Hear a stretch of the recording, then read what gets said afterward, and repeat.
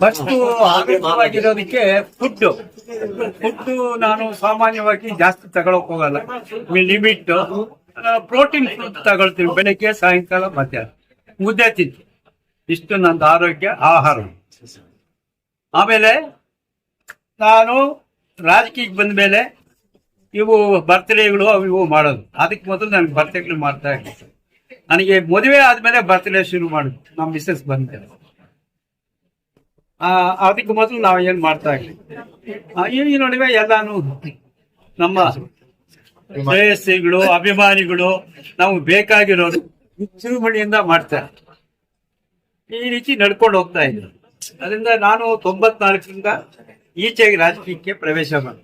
ಅದಕ್ಕೂ ಮೊದಲು ಟೀಚರ್ 30 ವರ್ಷ ಸರ್ವಿಸ್ ಮಾಡಿದ್ದೀನಿ. 31 ವರ್ಷ ಮಾಡಿದ್ದೀನಿ. ರಿಟೈರ್ಡ್ ಆಗಿ 30 ವರ್ಷ ಆಗಿತ್ತು. 28 ವರ್ಷಕ್ಕೆ ನಾನು ಜಾಯಿನ್ ಆಗಿದ್ದೆ. ಈ ರೀತಿಯಾಗಿ 9 ವರ್ಷ ನನ್ಗೆ ಇವಾಗ ನಮ್ಮ ರಾಜಕಾರಣದ 50 ವರ್ಷ ಆಗಿದೆ ಅಂತ ಹೇಳಿದ್ರೆ. ಹೌದು, ರಾಜಕೀಯಕ್ಕೆ ಬಂದು ತಾವು 94ರಲ್ಲಿ ನಾನು ಬಂದಿದ್ದೆ. ಅದಕ್ಕೆ ಮುಂಚೆನೂ ರಾಜಕೀಯ ಹಳ್ಳಿಗಳಲ್ಲಿ ಓಪನಿಂಗ್ ಮಟ್ಟದಲ್ಲಿ ಮಾಡ್ತಾ ಇದ್ದೆ. ನಾನು ರಾಜಕೀಯ ವೇಸ್ಟ್ ಆಗಿದ್ರು ಮಾಡ್ತಾ ಇದ್ದೆ. ಹೌದು, ರೇಣುಕಮ್ಮನ ಒಂದ್ಸಲಿ ಟ್ರಾನ್ಸ್ಫರ್ ಮಾಡಿಸಿ. ಯಾಕೆಂದ್ರೆ ಎಕ್ಸಾಂಪಲ್ ಹೇಳ್ಬಿಡ್ತೀನಿ, ಕೇರೆ ಮಾಡ್ಲಿಲ್ಲ ಅವ್ರು ಮಿನಿಸ್ಟರ್, ನಾನೊಬ್ಬ ಟೀಚರ್ ಚಾಲೆಂಜ್ ಮಾಡಿ ತಿರುಗಿ ಇಲ್ಲಿಗೆ ಬಂದು.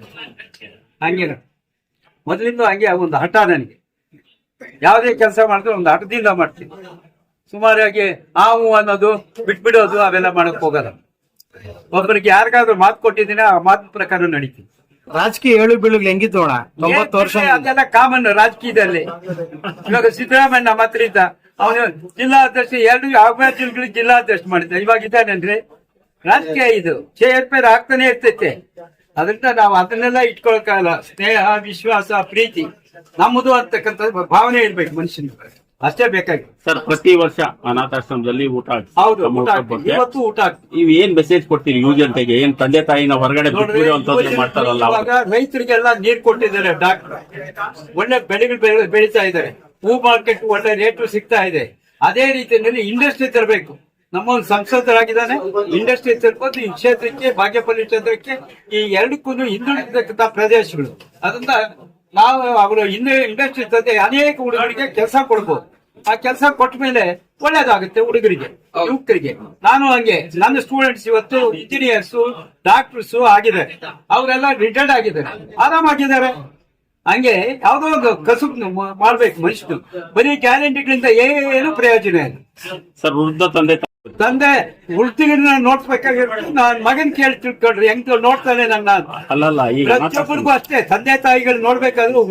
ಯುವಕರು ಅವ್ರ ಕಷ್ಟ ಬಿದ್ದು ಓದಿಸಿ ಇನ್ನೊಂದು ಮಾಡಿ ಎಲ್ಲ ಮಾಡಿದ್ರೆ ರಿಟೈರ್ಡ್ ಆದ ತಕ್ಷಣ ತಂದು ಆಶ್ರಮಕ್ಕೆ ಹಾಕ್ತಾರೆ. ಅದೆಲ್ಲ ಮಿಸ್ಟೇಕ್ ಮಾಡಬಾರ್ದು.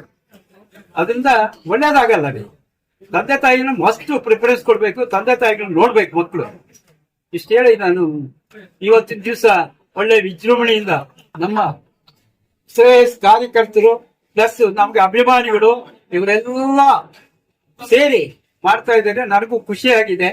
ನಮ್ಮ ಡಾಕ್ಟರ್ ಕೆ ಸುಧಾಕರ್ ಅವರ ತಂದೆಯವರಾದ ಕೆ ರೆಡ್ಡಿಯಣ್ಣವರ ಹುಟ್ಟುಹಬ್ಬಕ್ಕೆ, ಅವರ ಸ್ವಗ್ರಾಮಕ್ಕೆ ಬಂದು ನಾವು ಅವರಿಗೆ ವಿಶ್ ಮಾಡಿ, ದೇವರು ಅವರಿಗೆ 100 ವರ್ಷ ಆರೋಗ್ಯ ಕೊಟ್ಟು ಆಯುಷ್ಯ ಕೊಟ್ಟು ಒಳ್ಳೇದಾಗ್ಲಿ ಅಂತ ವಿಶ್ ಮಾಡಿದ್ರು.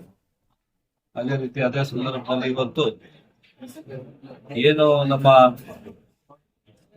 ಬಿಜೆಪಿ ಪಕ್ಷದಿಂದ ಸ್ವತಂತ್ರವಾಗಿ 3 ಬಾರಿ ಪ್ರಧಾನಮಂತ್ರಿಗಳಾಗಿರ್ತಕ್ಕಂಥ ನರೇಂದ್ರ ಮೋದಿ ಅವರು 11ನೇ ವರ್ಷ 3ನೇ ಬಾರಿ ಪ್ರಧಾನಮಂತ್ರಿಯಾಗಿ ಈಗ 1 ವರ್ಷ ಆಗಿದೆ. ಸತತವಾಗಿ ಅವರು 20 ವರ್ಷ ಸಿಎಂ ಆಗಿ, ತದನಂತರ 3ನೇ ಬಾರಿಗೆ ಪ್ರಧಾನಮಂತ್ರಿ ಆಗಿ ಇವತ್ತು ಏನು ದೇಶಕ್ಕೆ ಕೊಡುಗೆ ಕೊಟ್ಟಿದ್ದಾರೆ. ಈ ಕೊಡುಗೆ ಅಪಾರ.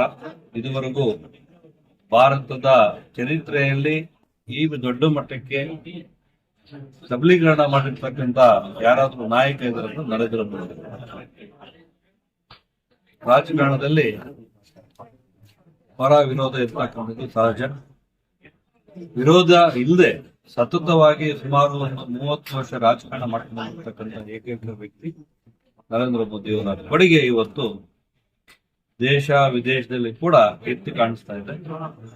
ವಿಶ್ವ ನಾಯಕರಾಗಿ ಕೂಡ ಇವತ್ತು ಗುರುತಿಸಿಕೊಂಡಿದ್ದಾರೆ. ಒಂದು ದೊಡ್ಡ ಮಟ್ಟಕ್ಕೆ ಭಾರತಕ್ಕೆ ಇವತ್ತು ಏನೆಲ್ಲ ಕೊಡುಗೆ ಕೊಟ್ಟಿರ್ತಕ್ಕಂಥ 11 ವರ್ಷದಲ್ಲಿ ಅಂತ ಹೇಳಿದ್ರೆ ವಿಶ್ವದಲ್ಲೇ 4ನೇ ಸ್ಥಾನಕ್ಕೆ 5ನೇ ಸ್ಥಾನಕ್ಕೆ ಭಾರತ ಬಂದು ನಿಂತಿದೆ. ಸೊ ಇದರಲ್ಲಿ ಇವತ್ತು ಪಾಕಿಸ್ತಾನ ಕೂಡ ಏನು ಒಂದು ನರಿ ಬುದ್ಧಿ ತೋರಿಸಿತ್ತು, ಅದಕ್ಕೂ ಕೂಡ ತಕ್ಕ ಪಾಠ ಕಳಿಸಿ ಯುದ್ಧ ಮಾಡಿದ್ರೆ ಪಾಕಿಸ್ತಾನ ನಾಶ ಮಾಡಬಹುದಾಗಿತ್ತು.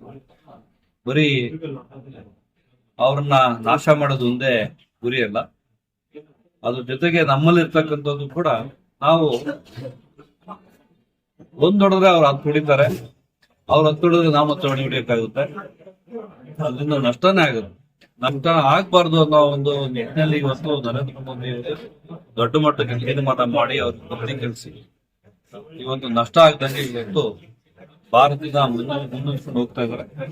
ಅವ್ರಿಗೆ 11 ವರ್ಷ ಏನು ಸತತವಾಗಿ ಪ್ರಧಾನಮಂತ್ರಿ ಆಗಿರ್ತಕ್ಕಂಥದ್ದು ಮತ್ತೆ ಇರ್ತಕ್ಕಂಥ 4 ವರ್ಷ ಕೂಡ ದೊಡ್ಡ ಮಟ್ಟಕ್ಕೆ ಮಾಡ್ತಾರೆ ಅನ್ನೋ ನಂಬಿಕೆ ಇದೆ. ಭಾರತ ಮುಂದುವರಿಲಿ ಅಂತ ಈ ಒಂದು 11ನೇ ವರ್ಷ ವಿಜಯೋತ್ಸವದಲ್ಲಿ ಕೂಡ ನಾವು ಸಂತೋಷವಾಗಿ ಇವತ್ತು ಸಂಭ್ರಮ ಆಚರಣೆ. ಬಿಜೆಪಿ ಜಿಲ್ಲಾಧ್ಯಕ್ಷರು ಎಲ್ಲಾರು ಒಂದು ಹಬ್ಬದ ದೀಪಾವಳಿ ಹಬ್ಬದ ಸಂಭ್ರಮಣೆ ಹೆಂಗ್ ಮಾಡ್ತಾರೋ ವಿಜೃಂಭಣೆಯಿಂದ ಆ ತರದಲ್ಲಿ ಮಾಡ್ತಾ ಇದ್ರೆ ಪ್ರತಿಯೊಬ್ಬ ಕಾರ್ಯಕರ್ತರು ನಾಯಕರುಗಳು ಎಲ್ಲಾರು ಬಂದು ಲೀಡರ್ಸು ಮಹಿಳೆ ಅವರು ಎಲ್ರು ಬಂದು ತುಂಬಾ ಚೆನ್ನಾಗಿ ಮಾಡ್ತಾ ಇದ್ದಾರೆ. ನಮ್ಗೆಲ್ಲ ಖುಷಿ. ಇವತ್ತಿನ ಕಾಲದಲ್ಲಿ 90ನೇ ಕಾಲಿಟ್ಟಿದ್ದಾರೆ ಹುಟ್ಟೋ ಇದಕ್ಕೆ ಧೀಮಂತ ನಾಯಕರು ಇವತ್ತು ನಮ್ ತಾಲೂಕಲ್ಲಿ ಇಂಥವ್ರು ಸಿಗ್ಬೇಕು ಅಂತಂದ್ರೆ ತುಂಬಾ ಪುಣ್ಯ ಮಾಡಿರ್ಬೇಕು. ಅದರಲ್ಲಿ ಪೂಜ್ಯ ತಂದೆಯವರು ಹೆಮ್ಮೆ ಆಗುತ್ತೆ. ತುಂಬಾ ಸಂತೋಷ. ಎಲ್ಲಾರು ಬಂದು ತುಂಬಾ ಖುಷಿಯಾಗಿ ಬರ್ತ್ಡೇ ಸೆಲೆಬ್ರೇಷನ್ ಮಾಡಿ ಎಂಜಾಯ್ ಮಾಡಿ. ಸರ್, ತಾವು ನೋಡ್ಬೋದು ಬೆಳಗ್ಗೆಯಿಂದ ಬಹಳಷ್ಟು ಸಂಖ್ಯೆಯಲ್ಲಿ ಬಂದು ಅವರಿಗೆ ಆಶೀರ್ವಾದ ಕೊಟ್ಟು ಮತ್ತೆ ಅವ್ರ ಜೊತೆ ಬಹಳಷ್ಟು ಖುಷಿಯಿಂದ ಇರ್ತಿದ್ದಾರೆ ಸರ್. ಇಷ್ಟು ಪ್ರೀತಿಯಿಂದ ಯಾವ ತರ ಒಂದು ಜನ ಮನ್ನಣೆ ಗಳಿಸಿದ್ದಾರೆ ಅಂತ ಸರ್. ಬ್ರದರ್, ಈಗ ಅವ್ರದ್ದು 50 ವರ್ಷದ ರಾಜಕೀಯ ಜೀವನ ಪ್ರತಿಯೊಂದನ್ನು ಅವರು ಕ್ಷೇತ್ರದಲ್ಲಿ ಎಲ್ಲಾ ತರನು ನೋಡ್ಕೊಂಡ್ ಬಂದಿದ್ದಾರೆ. ಪ್ರತಿಯೊಬ್ಬ ತಾಲೂಕಲ್ಲಿ ಇಡೀ ಡಿಸ್ಟ್ರಿಕ್ಟ್ ಅಲ್ಲಿ 50 ವರ್ಷದ ಮಗು ಇರ್ಲಿ 20 ವರ್ಷದ ಮಗು ಇರ್ಲಿ ಬಾರ ಇಲ್ಲಿ ಅಂತ ಹೆಸರಿಟ್ಟು ಸ್ವಂತ ಅವ್ರ ಮಕ್ಕಳ ಕರೆದಂಗ್ ಕರೀತಾರೆ. ಆ ತಾಕತ್ತು ಅವ್ರಿಗೆ ಬಿಟ್ಟರೆ ಯಾರಿಗೂ ಬಂದಿಲ್ಲ, ಬರೋದು ಇಲ್ಲ ಅನ್ಸುತ್ತೆ ನನ್ಗೆ ಗೊತ್ತಿದ್ದಲ್ಲಿ. ಅಷ್ಟು ಶ್ರೀಮಂತ ನಾಯಕರು, ಅಷ್ಟು ಗಡ್ಸಾಗಿದ್ದಾರೆ. Is the legend, is the leader, mass leader. ಇನ್ನು ಸರ್, ಈಗ ಅವರು ಯಂಗ್ಸ್ಟರ್ ಕಾಣಿಸ್ತಾ ಇದಾರೆ. ಈಗ ಕೇಶವಣ್ಣ ಅವರು, ನೀವು ಯುವಕರಿಗೆ ಏನ್ ಹೇಳಕ್ ಬರ್ತೀರಾ ಅವ್ರನ್ನ ಹೋಲಿಕೆ ಮಾಡಿದ್ರೆ? ಸರ್, ನಾವು ಅವರೆಲ್ಲ ನೋಡಿ ಕಲಿಬೇಕು. ನಾವು ಅವ್ರ ಜೊತೆ ಇರೋದೇ ಒಂದು ಸ್ಫೂರ್ತಿ. ಅವ್ರು ನಡೆಸಬೇಕು. ಅವರು ಇಟ್ಟಿರೋ ಅಜ್ಜೆಯಲ್ಲಿ ನಾವು ಅಜ್ಜೆ ಇಟ್ಟು ನಡೆದಾಗ ಅವ್ರ ಗುಣ ನಮ್ಗೆಲ್ಲ ಬರುತ್ತೆ, ನಮ್ ಯುವಕರಿಗೆ ಬರುತ್ತೆ. ಅವ್ರು ನೋಡ್ ಕಲ್ತ್ರೆ ನಮ್ ಜೀವನ ಪಾವನ ಆಗುತ್ತೆ ಅನ್ನೋದಕ್ಕೆ ನಾವು ಖುಷಿ ಪಡ್ತೀವಿ. ಬೆಳಗ್ಗೆಯಿಂದ ಎಲ್ಲೆಲ್ಲಿ ಹೋಗಿದ್ರಿ ಸರ್? ಮನೆ ದೇವರು ಇಲ್ಲೇ ಸುಮಾರು 1000 ಜನ ಬಂದು ಅವ್ರಿಗೆ ವಿಜೃಂಭಣೆಯಿಂದ ಆಚರಣೆ ಮಾಡ್ತಾ ಇದ್ದಾರೆ. 12 ಗಂಟೆಯಿಂದಾನೇ ಸ್ಟಾರ್ಟ್ ಆಗಿದೆ. ಮನೆ ದೇವರು ಮುಖ್ಯ ವೆಂಕಟರಮಣ ಸ್ವಾಮಿ, ಚನ್ನಕೇಶ್ವರ ಸ್ವಾಮಿ, ಅದ್ ನೋಡ್ಕೊಂಡ್ ಬಂದು ಇಲ್ಲಿ ವಿಜೃಂಭಣೆಯಿಂದ ಆಚರಿಸ್ತಾ ಇದ್ದಾರೆ. ಮತ್ತೆ ಎಲ್ಲ ಹೋಗ್ತಾರೆ ಸರ್? ಸರ್, ಇಲ್ಲೇ ಮತ್ತೆ ರುದ್ರಾಶ್ರಮ ಇದೆ. ರುದ್ರಾಶ್ರಮದಲ್ಲಿ ಸುಲ್ತಾನ್ಪೇಟೆ ವರ್ಷನೂ ಅಲ್ಲಿ ಮಾಡ್ತಾರೆ. ಅಲ್ಲಿ ಮುಗಿಸಿ ಕಾರ್ಯಕ್ರಮ ಒಟ್ಟಾರೆ ಸರ್ ಇವತ್ತು ಪರಿಸರದಲ್ಲಿ ಹಬ್ಬದ ವಾತಾವರಣ, ಹೌದು ವಾತಾವರಣ ವಿಜೃಂಭಣೆಯಿಂದ ನಡೀತಾ ಇದೆ ಸರ್. ಎಲ್ಲಾರು ಖುಷಿಯಾಗಿದ್ದಾರೆ. ಅವರೇ ಹುಟ್ಟಿದ್ದಾರೆ ಇವತ್ತು, ನಮ್ದೇ ಬರ್ತಡೇ ಅನ್ನೋ ತರದಲ್ಲಿ ಅವರು ಖುಷಿಯಾಗಿ ಅವರು ಮಾಡ್ತಾ ಇದ್ದಾರೆ. ಅದು ನೋಡೋದಕ್ಕೆ ನಮ್ಗೊಂದು ಆನಂದ ಸರ್. ನಿಮ್ಮ ಹೆಸರು ಸರ್? ನನ್ನ ಹೆಸರು ಕಿರೀಶ್.